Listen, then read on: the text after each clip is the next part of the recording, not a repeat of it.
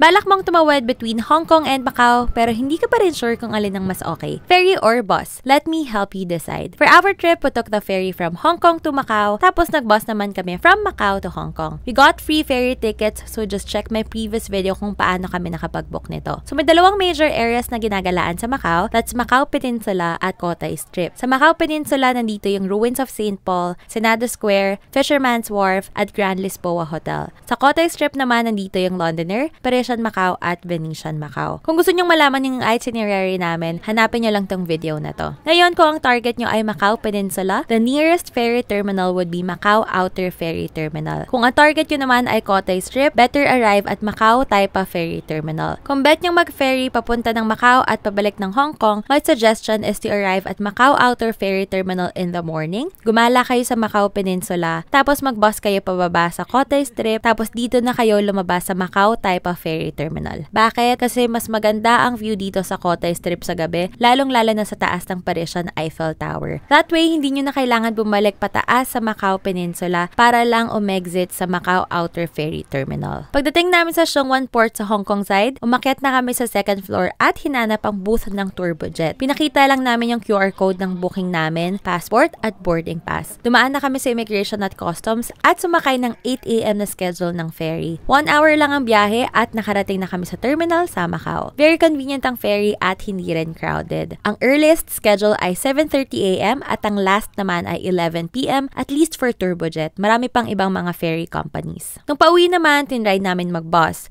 We booked this on Klook for only 1,154 pesos per person. Gumamit pa kami ng promo codes for additional discounts. That's Traveler Klook and 5 Klook. Pwede na rin gamitin yung codes na yan for any travel activities on Klook. Ang pinili naming pick-up point ay Venetian Macau. May ibang choices rin like Galaxy Macau or Grand Lisboa Macau. Puro mga sikat na hotels yan, so hindi kayo maliligaw. So hinanap na namin yung East Lobby entrance ng Venetian Macau. Nagkamali kami kasi sa loob namin sinubukang hagilapin yung East Lobby entrance ng mall. Nakakahilo pala tong mall na to. Dapat pala lalabas ka muna ng mall, tas hanapin mo yung tapat ng Londoner, nandun yung East entrance.